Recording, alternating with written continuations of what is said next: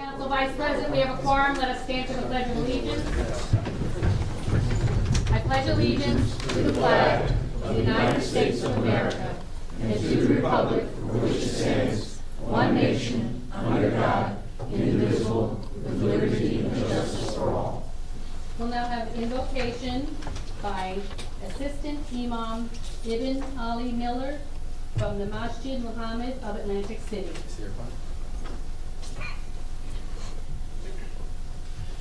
بسم الله الرحمن الرحيم الحمد لله رب العالمين وصلى الله على سيدنا محمد وعلى آله وصحبه وسلم.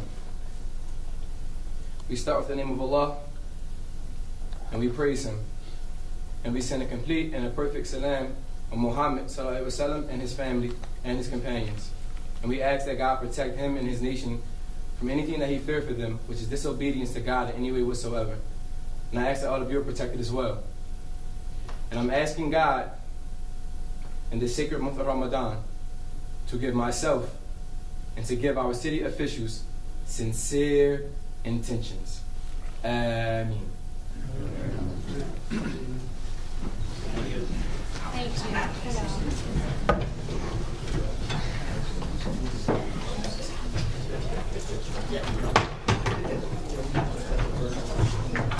Adequate notice of this meeting has been provided as required by law by the city clerk, sending to the press and the Philadelphia Inquirer on January 6, 2017, and published on January 9, 2017, and to the Star Ledger on January 19, 2017, and published on January 21, 2017.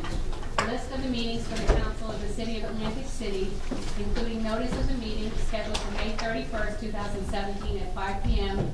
in the Hank Tyner Council Chambers, Room 206, City Hall, 1301 Baccarat Boulevard, and also a copy of said notice was posted by the city clerk on the bulletin board, main lobby, first floor, same date. All of the aforesaid complies with NJSA 10:4-6 et sec, known as the Senator Byron M. Baer Open Public Meetings Law, and NJSA 40:69A-179. This is a regular council meeting of the City Council of Atlantic City. Before we begin, please be aware of our rules in this chamber. All persons are to be seated unless all seats are filled, in which case you may stand against the wall in orderly fashion. We are asking that all gentlemen remove their hats. All persons are to remain quiet during these proceedings. This is so that everyone is able to hear what is going on. Please turn off all cell phones or set them to silent. No one shall speak unless they are invited to do so by council president. Shouting, interrupting, speaking out of turn, or acting disorderly in any fashion will not be tolerated, and anyone doing so will be removed from the meeting. When and if you are invited to the microphone to speak, please state your name and address. You will be allotted 3 minutes for comment. Please respect the time for other persons and end your speech within the 3 minutes allowed. If it is your intention to ask a question of council, you will be permitted to ask a maximum of 2 questions. Your questions are to be clearly stated, and after the questions are asked, you are to take your seat. The council president will determine if the question can be answered and by whom. Finally, please understand that there will be no personal attacks or name calling.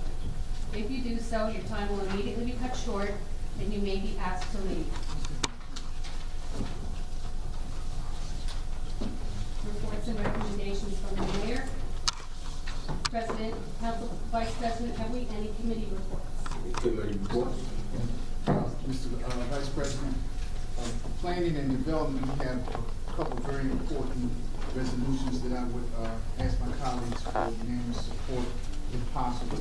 The first one I refer to, this is out of our recent meeting, is the authorization of a resolution for the lighting with Atlantic Electric. And this project is a project that has been going on for a long time. What it is, it's the money that we got from the DPU to the grant to do 6,000 lights in Atlantic City. I'm sure that everyone knows the importance of lighting up our city in the neighborhoods and in the tourism areas. So I would ask for support in that. The fireworks resolution is self-explanatory from Tropicana. I would ask for support for all those resolutions. The other one is of a new importance is the resolution of license agreement for land care I'm sure everyone is aware of the fact that the Gateway daycare center has opened, and some of the concerns we've had in that area with people hanging out and all that, so we have an agreement to put a fence up there to try to bring some control to that area, so I would ask for support of that and the other resolutions that we plan as a report. Thank you. Councilman Marsh. Real quick, it's under revenue finance, but I'm asking for support for 440, and that's the legal, medical and legal providers, and also the third-party administrator. I'm asking for support for that. And That's it. Thank you. Let's just go over something with you. And Mr. Cunningham, you're gonna probably have to help me with this. It's been brought to my attention that you guys have come to, you told the beach patrol guys now, in order to collect a pension, that they need 120 days in order to get a pension. And I, for one, 95% of those guys, those young kids and juveniles, teenagers that are working on our beach, the most they're ever going to get is 60 to 75 days a summer, a season, before they have to go back to college or back to wherever they come from. Are we going to continue to take their money full well knowing that they'll never ever be able to get in a pension? Are we going to stop taking that money from those teenagers and those people that it's impossible for them to ever get 120 days? Because to me it's stealing. If we're taking their money full well knowing that they could never, ever, ever get the pension. And I agree that something has to be done with the beach patrol pension. But I also don't want to see teenagers that are forced to join a union underage and then not get no benefit for the money that they're actually paying into the union and into the pension. That's my concern, is that if you work hard, you pay into a system, you should be able to collect from that system. But now with this new rule of 120 days, have you looked into not making those teenagers pay into this pension, especially if there's no way possible they can get 120 work days a year? I have not looked into that, Councilman, but I'll certainly bring it back. And the other thing is you and I have been working on this for a while. There's over $5 million sitting in an account.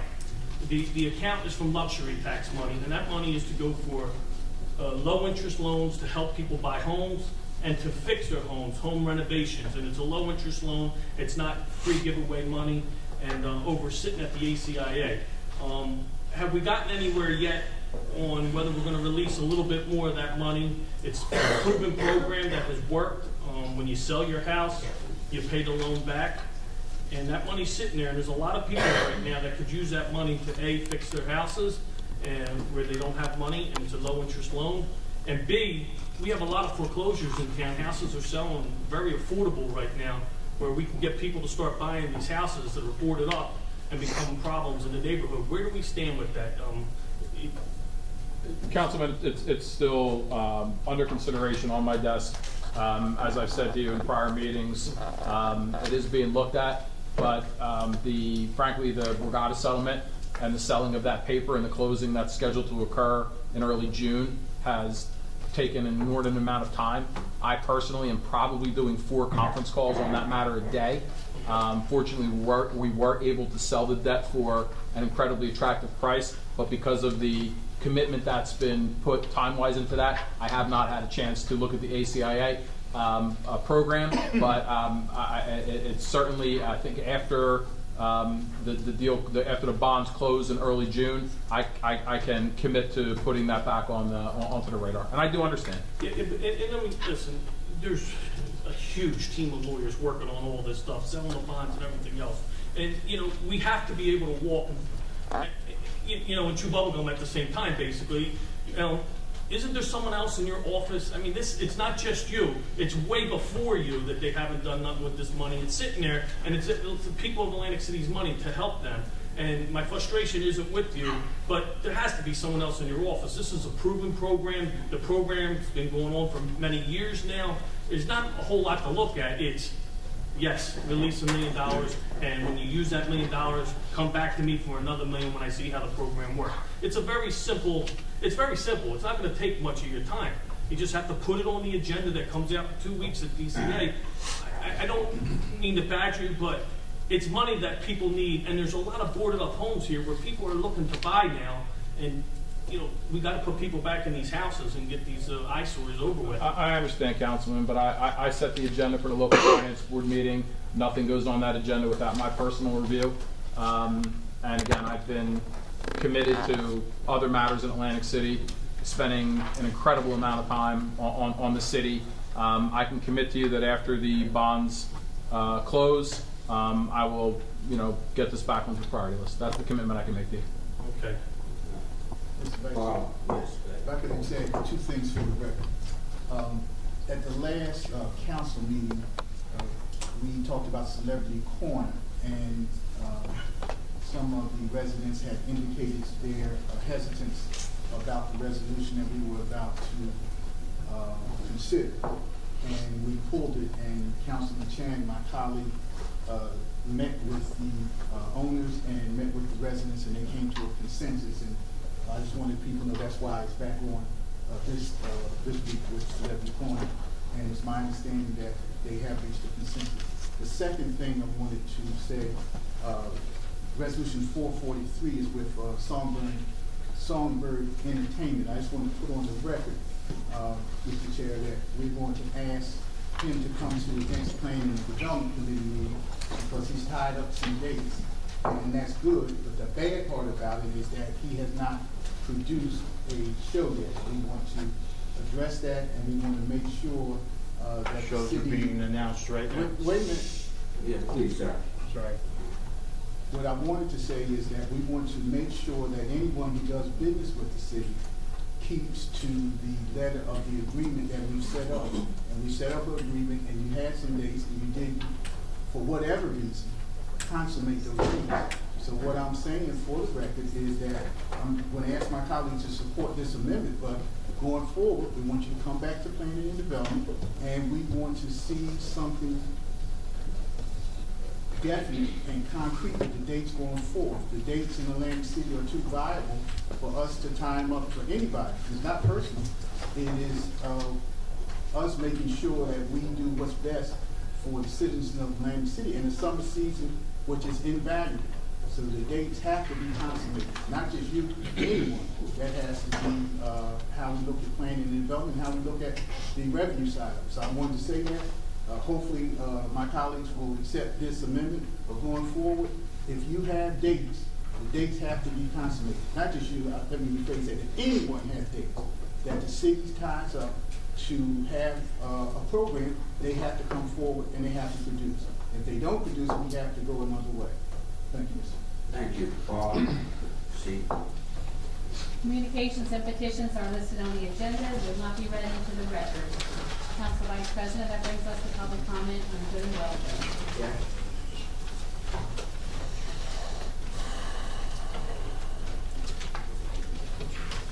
Thank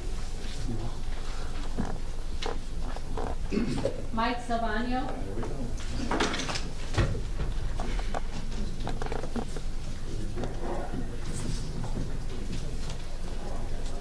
Okay. Guess I have to address something I didn't want to address, but we will. As far as Mr. Shabazz, what he just brought up, yeah, there are 3 dates. First date, we all knew about what happened with my fight with Live Nation and AEG, okay? And in the interim, I became a nice guy and gave the other date of August 2nd or August 3rd to Live Nation. That's why it's off the agenda. I was a nice guy and made peace with Live Nation and gave him my beach date. So that's why I'm not doing the beach date. And we all know about what happened with Alicia Keys with that fight, but it ended up to work out good. But we're all friends. Now we're trying to work with each other. Instead of bad publicity, we're trying to make good publicity. Good. And on the 10th, that was supposed to be done, I want to bring this up, which I was going to bring up before this was said. We need to have, and I've said this before, an Atlantic City Entertainment Division. And the 10th would have never happened. The problem here is, and I brought this up before, and no disrespect to Nancy because she does a hell of a job. The problem is nobody here is involved in entertainment. Nobody in here knows how to deal with promoters. Nobody in here realizes the cutthroatness that goes on out here. all right? I had a concert planned for June 10th. But somebody had inquired with Atlantic City about Bader Field and possibly doing a concert that we knew nothing about, because the other promoters here never told what's going on, and it became a bidding war.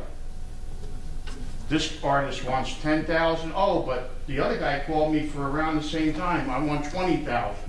So we had to back out. Right now, there are 3 dates that are solid. They're being announced tonight in the papers. All right, the Back to the Future concert is being done in July 21st, 22nd. The Atlantic City Jazz Festival is August 26th. And the Atlantic City Disco Fest is September 1st, 2nd, I believe 1st and 2nd.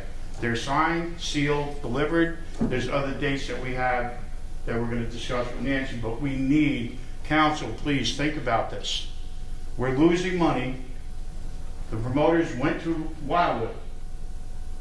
There's promoters in Wildwood spending their money now because they couldn't do anything here because nobody knows. I don't know what's going on with Jersey Boys unless I talk to Glenn. We don't know what's going on with Extraordinary Entertainment unless we get a hold of them. Who they're talking to, you can't have 3 jazz concerts because everybody's talking about each other, you know? So we have to have somebody to control it. And second of all, if we have an entertainment division, it also helps our young kids. It helps people in this town to work because we can keep us stable in that entertainment division for working in the field. Right now, I hired 75 people for these concerts. Thank you. Okay? Thank you All right. very much. You will be coming to planning and development, am I correct? What's that? You will be coming to Yeah. council to next to the, okay. To the top part of Yes, sir. Next. Gabriela Gaggiano.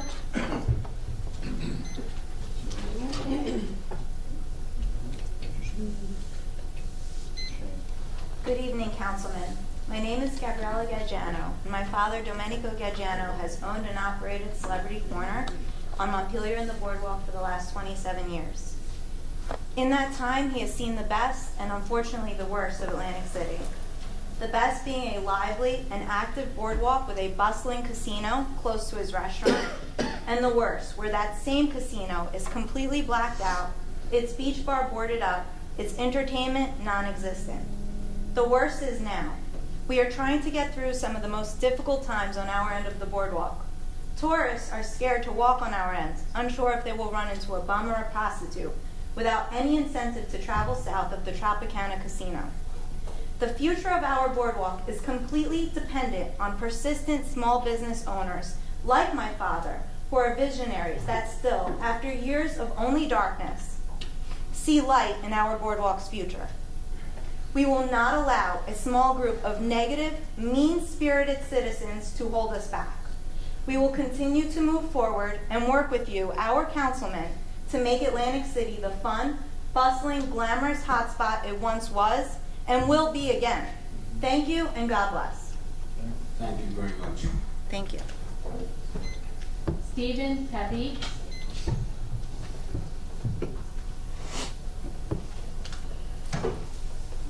Good evening, Councilman.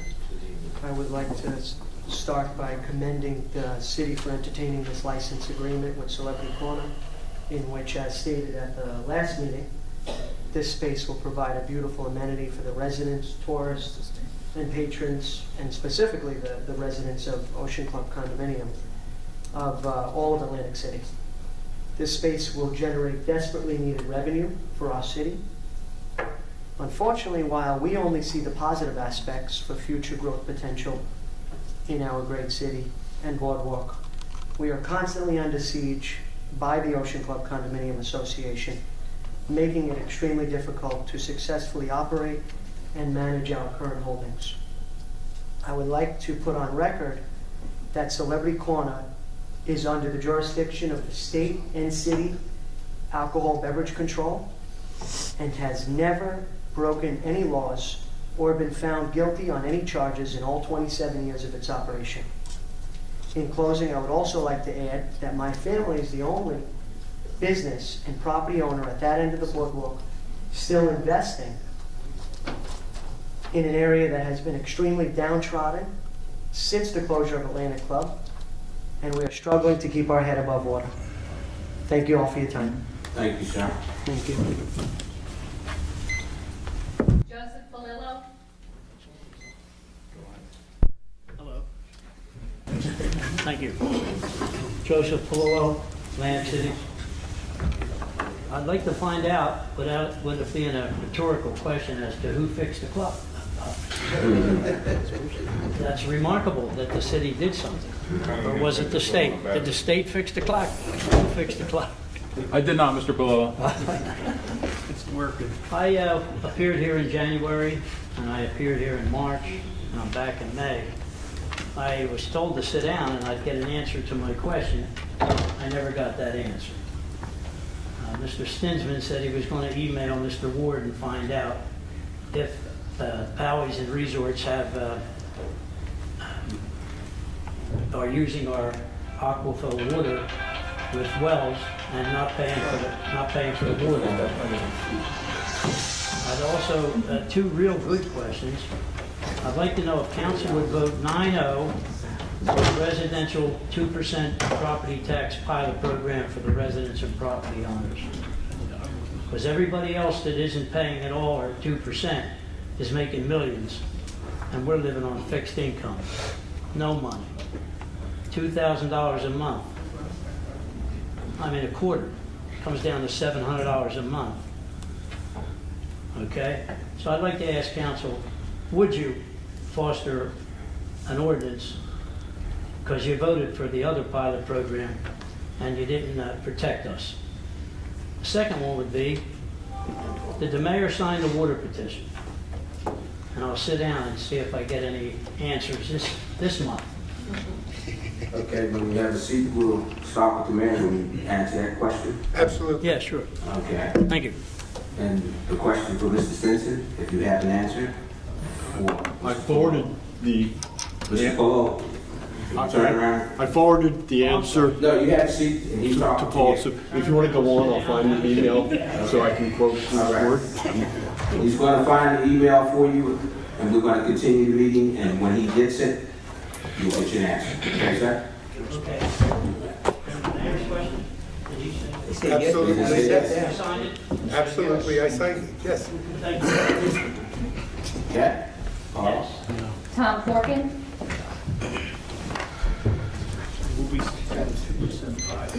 Thank you. Well, I guess I'll start first with some happy news. June 20th, we're having a beach cleanup for International Surfing Day down at States Avenue. So we're going to clean up the beach. We have about 100 kids coming down. We're going to bag trash, and it needs it. I don't know what the beach plan's going to be by then, but that's one thing that we have planned for International Surfing Day down in front of the Showboat. With that said, I heard what folks said about Celebrity Corner. I also chaired the local ABC meeting. I can say that they've been nothing but professional and wonderful to work with. They haven't violated anything, so whatever they need, I think that we should support them as small business people in Atlantic City. With that said, the paper today, they have voted, the freeholders have voted to support the lawsuit on the pilot program. Which is a train wreck because it only traces and tracks the gaming revenue in the casinos. And as we transition to more non-gaming revenue, it's going to be problematic that we have, they're going to be paying less taxes within 10 years. That's problematic. I still want an accounting for our luxury room and parking tax. I know a couple councilmen and an individual from the audience at the last meeting contended that that money was being used for the convention center and the tunnel. I've seen CRDA documents that revealed that it is not in full being paid for the tunnel or the convention center, yet it goes to Trenton. There is no accounting. I've asked Mr. Cunningham at several meetings, I've asked the city council at several meetings, where does this money go? My estimates is roughly $90 million. If we shifted that revenue stream back to Atlantic City, here where it is generated, where the state monitor says that money should stay, that's generated here, we solve our problems. $90 million, even if we had half of that, to pay for public safety in the state tourism zone that the state pays nothing. Okay, we need to join the county lawsuit. This needs to happen. I mean, I know some people have a sour taste in their mouth about working with the freeholder board, but it needs to happen. If they sue in federal court, we need to get an injunctive relief to get the state out of our back pockets instead of, they want to work with us, yet they continue to take our money. You know, my taxes at my old house that I had to sell were close to $20,000 a year. Yeah, homes are cheaper, Councilman Tibbetts, and I agree with you. However, the property taxes are outrageous. They've increased 133% under state monitors and state supervision, and then Governor Christie has the temerity to turn around and tell us we should be grateful for a 5% reduction. I mean, don't pee me and tell me it's rain. I mean, come on now. You know, I don't have a really good rain jacket. I have some boots, but I mean, come on. Let's please consider joining the county and get that money back. Give it to the administration, regardless, you know, if Mayor Guardian is in or whoever else is in. We need that money to pay for our public safety in the tourism zone. Public safety is 75% of our budget.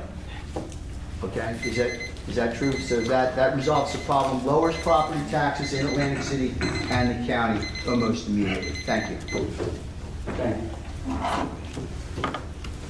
Council President, just with regards to what Mr. Portman was saying, just recently the other day, I just stumbled onto a video about the PR Council having the new executive director from CRDA, and he was mentioning how he intends to increase the Class 2 officers, which he considered them our officers for CRDA, for specifically the tourism district, to also include Pacific Avenue. So in effort, think about it. If they're going to use all this money to do the police officers on the tourism district in Pacific Avenue, that means our police, the ones that are still our police, should be monitoring our communities, right, from the north side. So that's something just to think about. I totally understand what you're saying. We've been fighting the same fight, but unfortunately, there's certain hands to be tied. Doesn't mean my mouth is. And I'm totally with the idea of going after the state. In the federal court and challenge the constitutionality and the civil rights aspect of it. That's all. And I think that gets in there under 1984, 1983 analysis. Okay. Council President, prior to you coming in, Mr. Fuller asked a question, and it took time for Director Stinson to get it, but he said when he got the answer for it, he did that. I told you no electioneering here. I'm not a candidate yet. Okay, so the question concerned the ACMUA, and I did email Bruce Ward, the executive director, and this is his response. There are two pre-existing private wells on the island, Resorts and Bally's. Resorts well is not in service. Bally's functions intermittently, but maintains a connection with the ACMUA for which it is billed and they pay. These two properties represent part of the history of Atlantic City, as their core facilities date back to the 20s. Thank you, Mr. Senator. Thank you, Council President. Next person. How about, Charles Goodman? My question wasn't answered as to where the luxury room and parking tax goes. I've been here 4 meetings and it has still not been answered. We'll get you that. I try to answer it every meeting, and I'm not here to support them. But we gave it up when we built the new convention center. We didn't. Excuse me. Oh, that's it. You're wrong. Okay, go ahead. I was on the planning board at that time, so I do know. But anyway, I'm here to address it. First of all, today was actually going to be I'm going to be a little bit out of character because it can happen. This was going to be a complimentary day. First of all, thanking Christian for his services. Yeah. Second of all, Monday, and this is a real first, complimenting Mr. Shabazz on Monday's event at the park, and complimenting the police and fire for the job they did in the park. And they did a yeoman's job. And I have to compliment both Chief White and Chief for the job you had your troops do. It was you don't know how it warmed my heart to see those kids playing in that park. I'm talking about droves of them. And that's what we're supposed to be about, servicing all the city, not just Pacific and the boardwalk and everything. So I really appreciate that. And I just hope we keep it clean, we keep it up, and Chief, keep it secure. That's it. So thank you for that. Now, real quick, the gentleman was talking about here. I was in the music business. All he has to do is produce contracts. He can take dates. I don't care what date. You want a date? Give me a contract. Then we go from there. That's all you have to do. It's no whole bunch of talk, bunch of me. Produce a contract you got. Because you know what he'll do? He'll secure the date, and then sell off that date to somebody else where you put. So guess what? We can make that. So get the contracts and you have a date. You know, that's it. Mr. Tibbetts, continue to badger Mr. Cunningham. He's getting paid well to be up here. He's running the show, badger him. But anyway, I thank you, and I just hope. So much for the compliments. I said for city people. I didn't say for people from out of town. Trust me, I'm quick on that. Out of category. Yeah. But anyway, I thank you. And I just can't wait for the election season to be over so we can go back to business and running the city and making it well for everybody. And thank you for your time. All right? Thank you. Yes. Great job. Thank you. And you used to be the road manager for... Village People, Marvin Gaye, and everything. Trust me. I know about the music business. He really does. Okay? I remember. So, right. Get a date, get a contract, and you're fine. If you don't mind, according to the park itself, is it now open? It's not open to the public? Huh? What was the purpose of having it open? It was scheduled for the opening, but however, they're in the process of finishing, the contractors are finishing the punch list. As soon as the punch list is completed and then it's turned over to the city, then it will be open on a regular basis. But that's just like giving a kid a lollipop saying you can have one lick. Don't disagree. Right? And then they can't come in and actually utilize the park. Whose great idea was that? I don't disagree. Mr. Jerkins, if you don't finish the punch list and something goes wrong, it's our fault. We're gonna be liable. So thank you for the punch list. And the reason why I was open for Veterans Day for Memorial Day more than anything, was you have to complete the punch list, or we liable for everything that go wrong from the time somebody steps in there. Exactly. And the other reason, Councilman, I'll answer that. It was my idea, along with the people who are the partners of the park, and there's several partners of the park who are working diligently to help maintain the park, as Mr. Goodman said, and to make sure that the park is successful. Stockton University, ACC, CC, the Fellowship of Churches, Princess Inc., the Stanley Home Village Tenant Association, the management of the apartment complexes around there, Schoolhouse, PAL. There's a coalition of groups and individuals who want the park open. And Memorial Day was a perfect day because it's named after Harold Brown, who was the first African-American soldier to die in World War II. That's why we opened the park.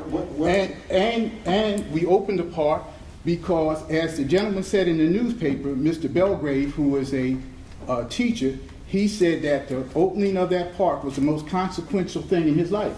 That's what he said. He said he didn't think it was going to be open. And many people didn't think it was going to be open. So that's why we opened the park. And the punch list, let me just finish.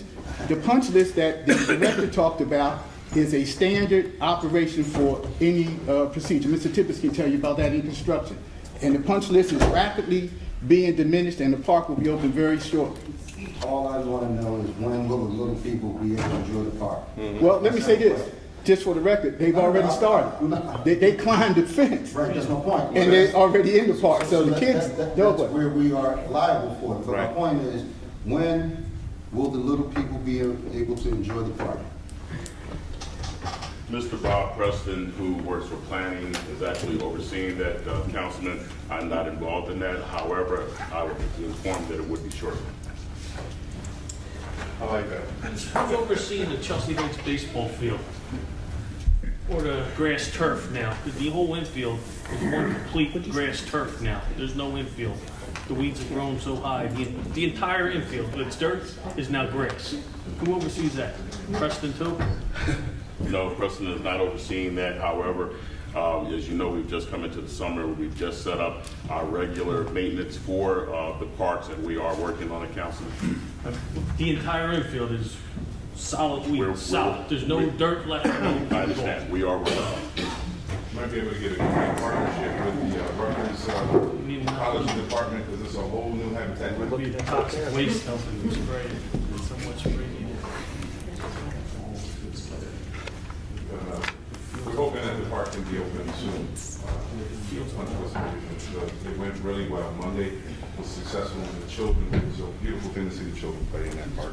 And it was great to see life at that corner. And you haven't seen a whole bunch of life per se, especially young lives there. So it was good to see young lives enjoying the park.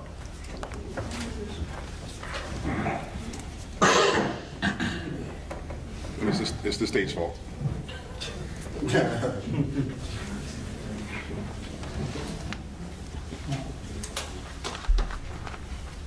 Joe Hicks. Mr. Hicks. Oh, man.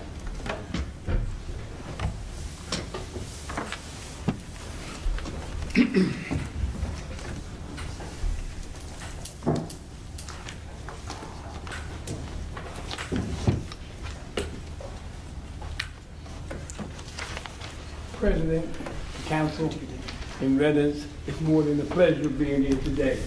Because like I said, glory to God and thankful to all that participated in seeing that Browns Park was what it should be. And thank you too, Mayor, because you was the leader of the city. And you know, people don't understand that this park just won't be a park or a playground for the children, but it'll be something when they grow up, and as they grow up, we keep them out of trouble and give them something to do. And if only 4 or 5 of them that attend that park grow up to be a doctor or a lawyer or whatever, you can say your job well done. And I want to say to you, Shabazz, as a councilman, you're doing a beautiful job, because someone said to me, why is he everywhere? You know why he's everywhere?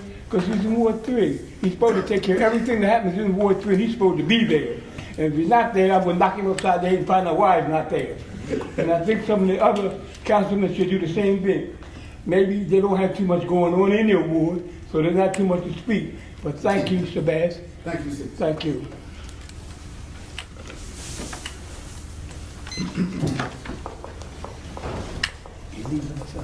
Sorry, here. Anyone else from the public would like to speak?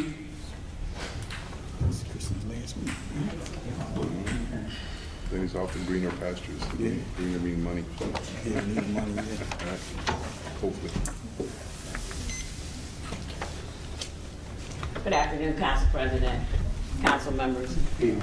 Since we're talking about the park, and someone did mention, I don't know who was jumping the fence, but I heard was some people jumping the fence too before it even opened up that day. So my question is, are we gonna have patrols at the park, and for how long? Is that gonna be a daily activity? Also, the gates, they should be locked at a certain time, just as the Civil Rights Guard is. So is that gonna happen? We would like to know that, and if not, why? That's my questions on the park. Mr. President, as far as the gates, I can answer that, Councilwoman. The park is going to be part of the city park system, and it will be treated like any other park, and the Special Improvement District will open it and lock it just like they do the Civil Rights Garden. And the public safety, the chief has developed, he can speak for himself, obviously, if he cares to, but the public safety program that the chief has been outlining to us over the last 6 or 7 months that we've been meeting, I think is very aggressive, and I think it's going to be successful. Be careful with the aggressive. Be careful with that word. Councilman Delgado says we modify the word aggressive to effective. Any further comment from the public? I like that. Councilman Tippett. Mr. Cunningham, I forgot to continue badgering you, what Mr. Lee said. Since you're the state, over the last month, I've been interacting with a lot of these street people on the boardwalk, in the streets, and just speaking to them. And we're finding a lot are coming. Seaside Heights is now shipping a lot of them down here to Atlantic City. Obviously, their boardwalk got rebuilt. They're shipping a lot. What you're finding is a lot of these rooming houses. The state is sending non-Atlantic City re-entry back into all the states, a lot of the state's problems into these rooming houses, the parolees, Megan's List of offenders. You know, we're getting them from all over the state. So if the state's our partner in trying to clean this city up and improve our image, we get it. We got to take care of our own when they make mistakes and they come back. We got to take care of our own. But the state is dumping an extraordinary amount of people from throughout the state in the city of Atlantic City. We have Cumberland County doing it, Cape May County is doing it, and it's the worst I've ever seen it. And some of these rooming houses on Pacific Avenue, you don't drive by with every few hours without one of our police officers having to get called to these places. And what you're seeing is these are mostly people from out of town that have been bussed here and dropped off here. So whatever you can do, and please give us a report, to have the state stop paroling people that aren't from Atlantic City back here. Megan's List people, you look up the Megan's List, in some spots, some neighborhoods, it look like a machine gun went off with how many dots and people that have been put into the city. We're never going to get families and people to feel comfortable walking down Pacific Avenue. The Brooks Center didn't close, but moved half of its people offshore to Pleasantville, and it's just as busy as ever on Pacific Avenue. So we got to get the state to stop sending the state's problems here. We have enough problem with our social services. It's strained now. So could you please look into that? I know you're busy with the bonds, but that's something that we're not going to grow without it. Councilman, I'm happy to have the conversation, but I will tell you I deal with a lot of urban centers in New Jersey, and it's a familiar refrain. Mayor Red in Camden has repeatedly talked about homeless and indigent populations being bused to Camden. We've heard it in Lakewood. We hear it from Seaside Heights. It seems like that's a common theme, but it's not necessarily backed up by facts. We're not seeing any busing going on, and the state doesn't bus parolees to certain locations. At least that's not the way I understand it. But I'm happy to talk to someone from the Department of Corrections and get an answer on that. But it is a familiar refrain I've heard from areas of the state that do deal with these challenged populations. But I'll ask again. Mr. Cunningham, if we find that it's a fact, then will we go from there? It's not my area of expertise, Councilman. I would assume that if it's either a Department of Corrections issue, if it's a Department of Human Services issue, I would have to talk to the commissioners of those departments to find out what the statutes and regulations governing them are. I haven't in my career, either in public or private practice, I just haven't really worked in the social services too much. So I would have to check with the commissioners of those departments to find out how it works, what federal funding controls, what you're required to do. And I simply don't have the answer to that. I would have to go to the experts that do. I got a little bit of history into it. There's funding. Federal funding comes in the Department of Treasury. Transportation goes into the state. Department of Transportation of the state itself helps to funnel through a transportation grant for people who are caught in between. That was, if I'm not mistaken, utilized not too long ago at the One Stop program that was instituted not too long ago from the city and state partnership, saying it's one stop, one way out. So that's for transportation. As far as housing and placement, it has to do with how their budget items are set up for the nonprofit organizations. Again, this is a nonprofit thing. Nonprofit organizations and how they determine location and best suited for the person and their needs. So you're not going to see it in their report. You're never going to see it in the report because that's just what they're doing. But because if we have a high level of career opportunities here in Atlantic City, they're going to assume this is the best place to get them placed. If they're someone who needs a job so they can get themselves back together, they're going to be placed as immediate as possible. And to eliminate the need for transportation funds, they'll put it right here in the city. So if you mention urban cities, it's probably because the fact that there's more job opportunities in cities itself, and there's no need for additional transportation funds to be spent when you can determine, you can place people, especially in a situation where you have housing, boarding homes or what have you, that don't necessarily look for exorbitant amounts of ID and backup for their residents just as long as they can pay for it. It's one of those type of things. So it might require a little bit more research. Council President, we're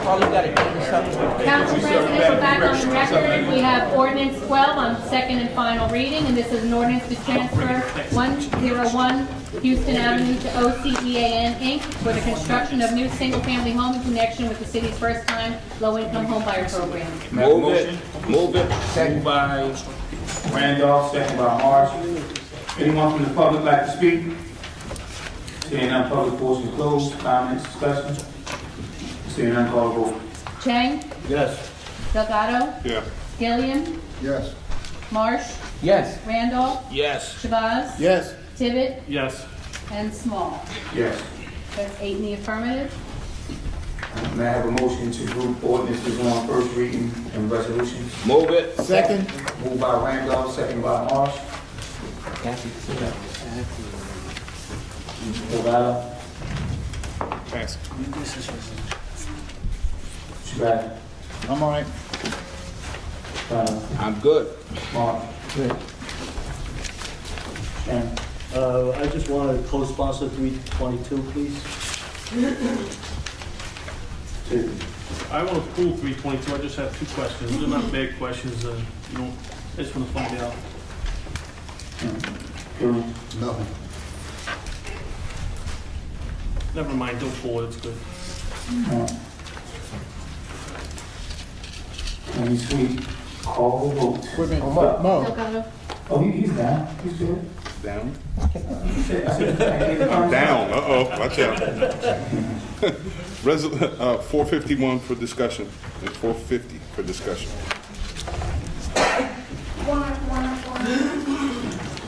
450 and 451? Yes. Yes. All right.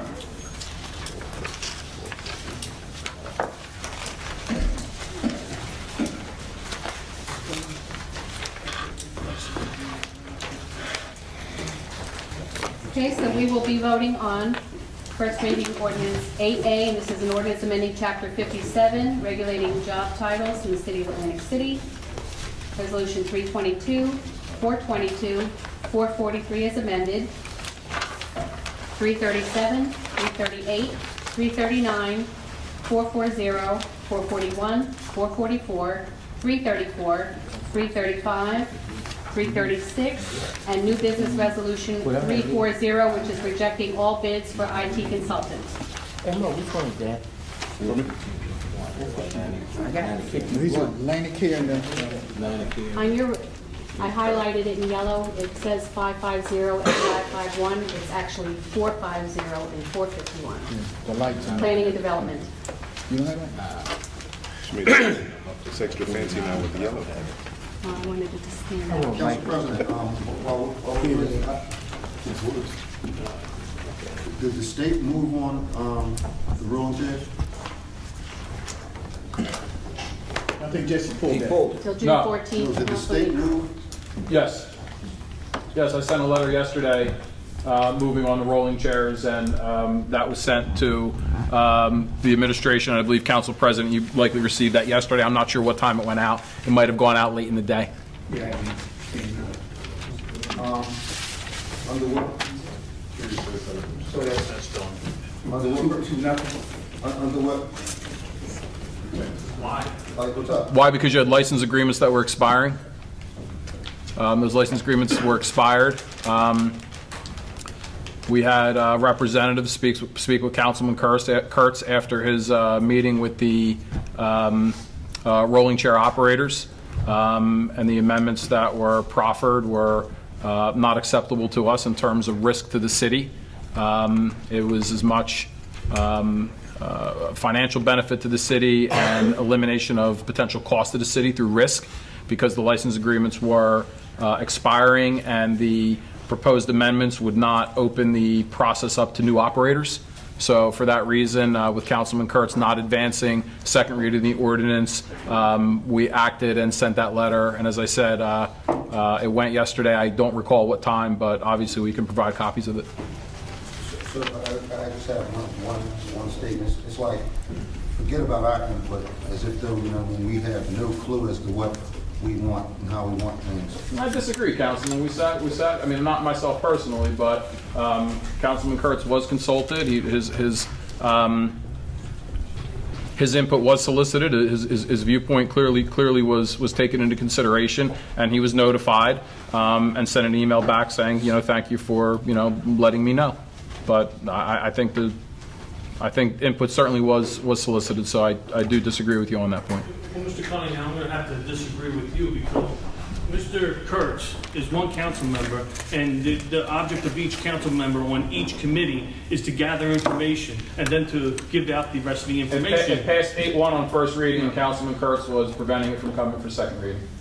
There was a lot of questions, a whole lot of questions on that, and very simply, you extend those licenses for 30 days while you're still talking about it. Rolling chairs have been a hotbed thing for a long time here. And They have been, which is why we had to put it to bed. and question for the solicitor: when the federal court ends up ruling in favor of the police and fire, who is going to be responsible for all the damages done when they win that case in federal court? And most likely they will, because a lot of this is going to be a lot of this stuff taking place now. I mean, shouldn't be. It seems like it's being rushed for certain things. The overruling, I really don't think you should have did that just yet until the rest of council was given the rest of the information. A lot of the problems we're in today is because of the state. If the state judges would have did their job on casino tax appeals, the city would not be in $500 million in debt, but they sat on their hands and allowed it to happen. But I just think it's wrong that you did that. And when one person has the information and nobody else has that information, there was a reason that was pulled, because certain people weren't brought to that meeting and he wanted to make it fair. I think it's very wrong that you did that, and January 16th can't come fast enough.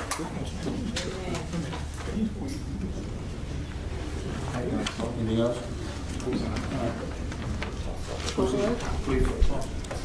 Chang? Yes. Delgado?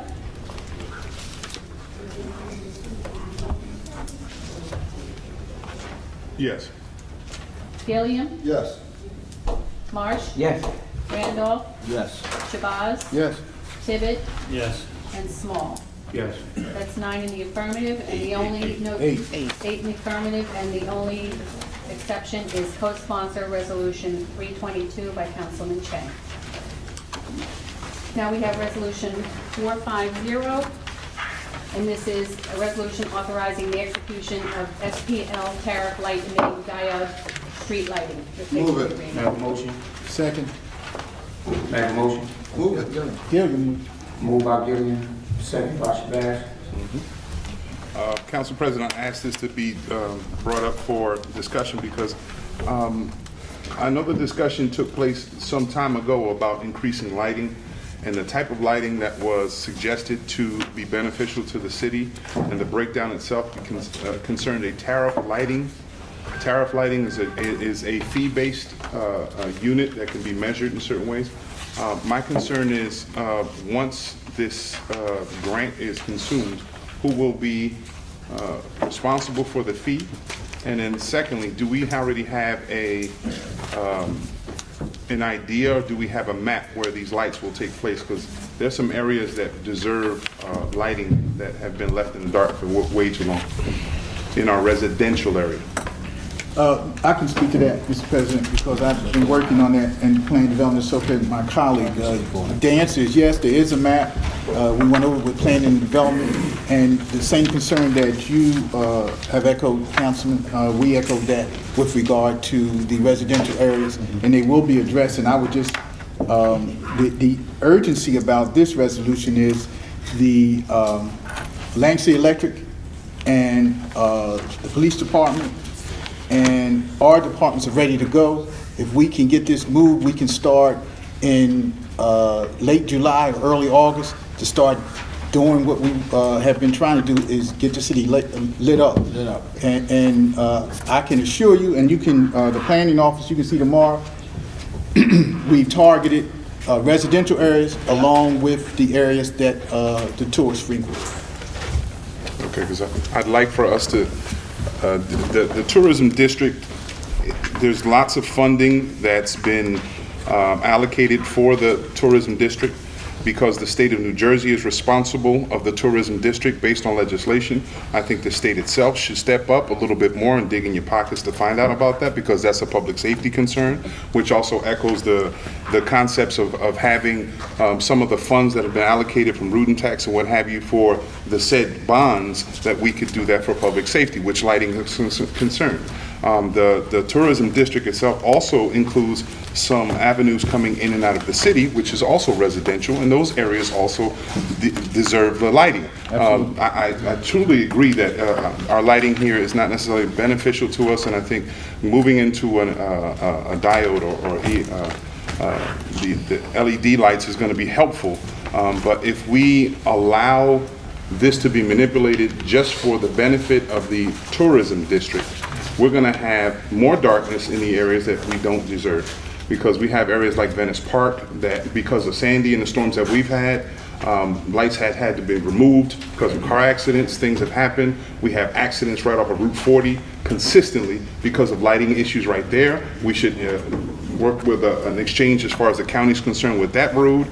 There's so much that could be helpful to this, not just making sure that whoever comes into town has a nice walkway that they can go from point A to point B, because we have people that live here all 12 months of the year, and we deserve to see a lot more improvement in our communities.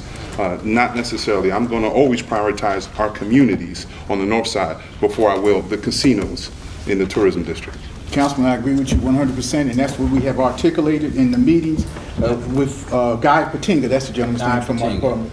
Guy Patinga, who just knows about just about every light in the city. Yeah. He's working with the Atlantic City Electric Department and also with the police departments, and they're ready to go. And that has been our thrust, to make sure that there's a balance. We have to take care of the citizens and the residents of Atlantic City, and also the tourists. So we're going to, with 6,000 lights, when this project is done, Atlantic City will be lit up.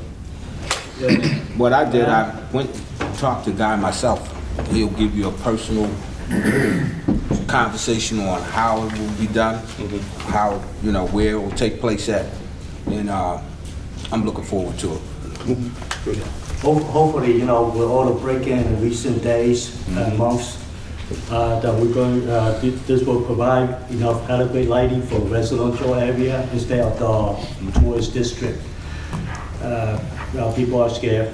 Hopefully that, that this will provide enough lighting for the residential area. Thank you. Councilman Chan, these LED lights, I'm a minor expert now on lights because I've sat through so many of those meetings. These LED lights will give us much more light. Yeah, it will. When is it supposed to start? Well, I talked to Guy Patinga this morning, and he said if we can pass this today, they are going to call Atlantic City Electric tomorrow. Atlantic City Electric is going to put their order in, and it's either going to be late July or early August. Early if possible. Let's make sure Atlantic Electric don't charge us twice, because we still get charged for lights that are out in the neighborhood. So hopefully we look at those areas where lights are already out and poles are down, so we're not getting charged double on the tariff. I agree with you.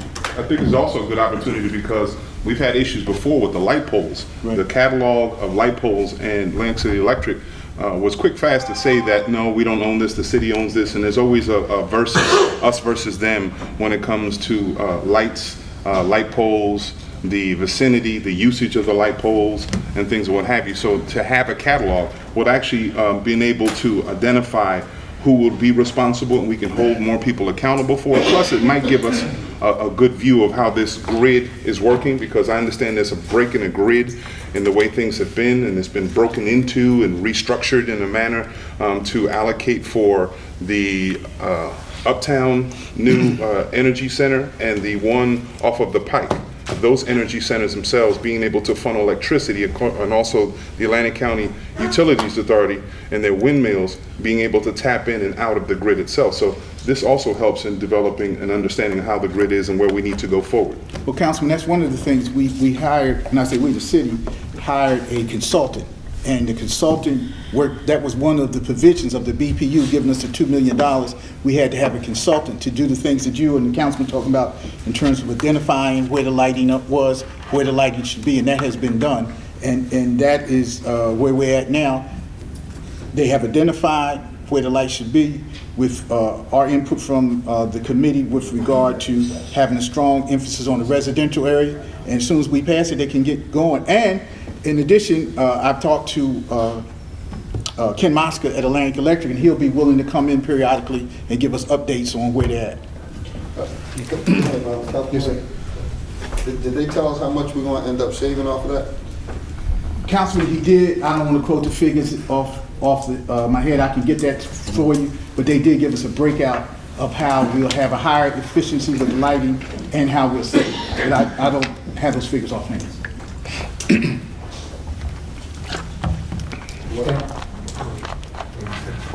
We'll say $1 million. Shane? Yes. We're in the middle of a vote. I'm sorry, Chang, Yes. Delgado, Yes. Gilliam, Yes. Marsh. Yes. Randolph, Yes. Shabazz. Yes. Tibbet, Yes. and Small. Yes. That's 8 in the affirmative.